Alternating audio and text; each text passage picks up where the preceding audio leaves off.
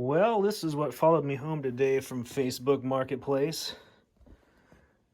I like to buy things in the box like this when they show up cheap, regardless of how old and useless they are.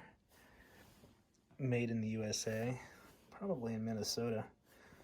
Oh yeah, Waseca. But I saw this Johnson Messenger, probably a 23 channel. It's the 123SJ, if I remember right. I don't know. Yeah, there we go. 123SJ. It's got the original picture of the dude in his businessman suit in what looks to be a Cadillac or a Chevy, Buick maybe. Anyway, it's in the box. It has a mounting bracket, microphone. So we're gonna pull it out, open it up just to look it over, and then we're gonna power it up and see if it works. So stick around if you want to see that happen. I just wanted to show the packaging because I think this is kind of cool too. So that is indeed a Cadillac. If we look at the hood ornament, there's also an Iowa staple here, a Winnebago. And then we have a tractor and a boat with a model laying on the deck. But check this out. To display, they show you how to fold this thing so you can show the radio sticking out and then have the wings of the box sitting up, showing off all the possible uses for the radio. So they're offering some help to the retailer to see if they can get any more sales, I guess. That's pretty cool. What do we have in here? Screws, which is pretty cool to hook up.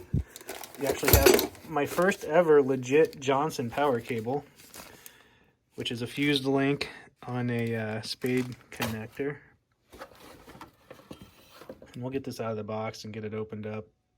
So taking a first look at the Johnson, it's very minty, but it's missing its little brushed aluminum disc that lives in the channel changer.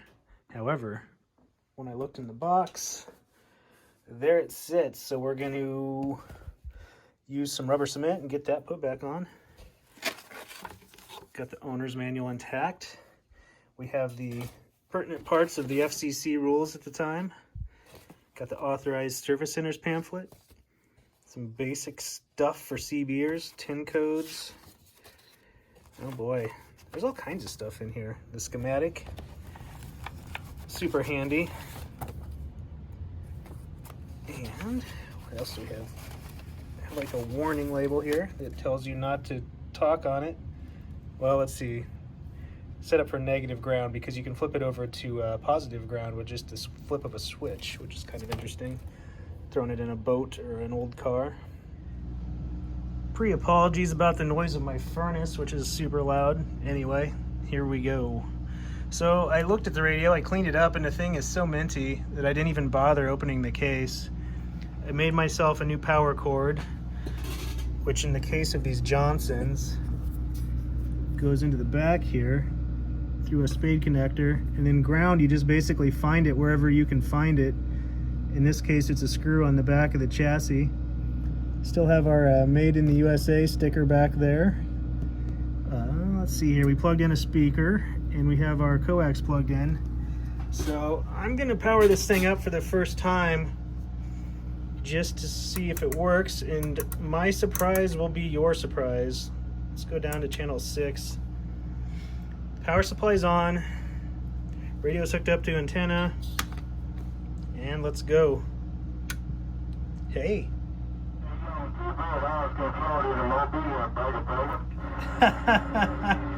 It works. Check out that S meter. It's just a bunch of LEDs in a line, and the light works.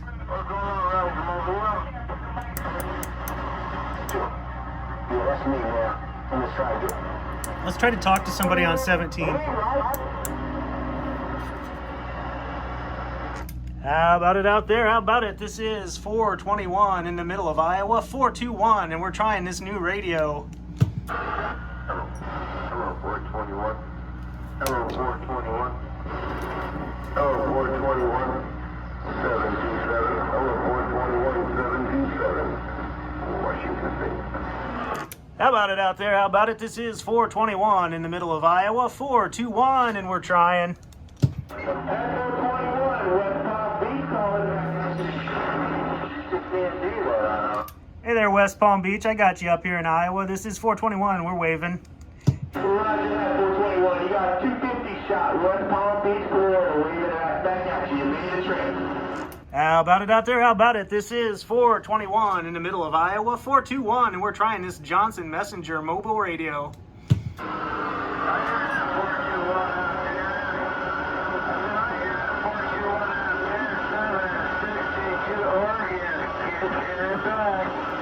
Hey there, 762 in Oregon. I got you up here in the middle of Iowa. We got you down here in the middle of Iowa, I should say. You're up there. I'm down here. They say that on many things about me, but yeah, I'm up there. How about it out there? How about it? This is 421 in the middle of Iowa. 421, and we're testing out this Johnson Messenger mobile radio. Hey, 421, I don't know if you got a copy on this hunk of junk coming out of Florida, but it's working. It's working. Oh, that hunk of junk is making a fine trip up to the middle of Iowa from Florida. 421 said that. The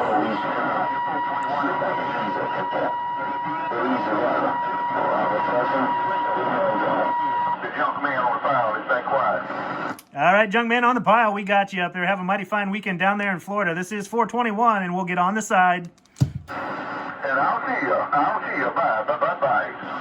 Audio check. This is this Johnson Messenger 123SJ mobile radio from the 70s. 1, 2, 3, 4. 4, 3, 2, 1. Audio check. Okay, so what have we learned about this radio? I have not met a Johnson radio that just didn't work, at least a transistorized one. Like, if you just let them sit in a box like this one has, chances are it's going to work if they didn't hook it up backwards or something back in the day. Everything's working, like squelch, volume, channel changer, the S meter's working. The microphone's just beautiful. I love this thing. And go to channel 10 here so I'm not driving anyone 11 nuts. As you can see, my power is... We're making power. We're getting up over 300 watts, 400 swing. Modulation looks good. Modulation looks real good. So, yeah. No complaints whatsoever. This is a cool radio to add to the collection. Little 23 channel guy. I make plenty of contacts. If you haven't noticed, below channel 23, I really like channel 17 lately out of California. There's a lot of activity out there. But finding myself one of these little messengers where all three of the knobs have the aluminum brushed piece on there is really cool. The fact that it's working, I didn't do anything to it. I literally just powered it on and started talking. So I'm having pretty good luck this month. If you've seen any of my other videos, almost every radio I've acquired just works. My Robin tube radio and my Johnson tube radio, I had to put new tubes and capacitors in them to get them up to snuff, but they also just work, you know. There's not a lot of tuning needed or anything like that. So I do have my service monitor over here. This is what I can use if I ever want to hook it up and peak the IF coils and all that fun stuff, but I don't really need to since this thing's working for me. So hopefully enjoyed yet another old goofy radio video. I like finding this stuff, bringing it back to life, and putting it back on the air. So anyway, 421, we're on the side.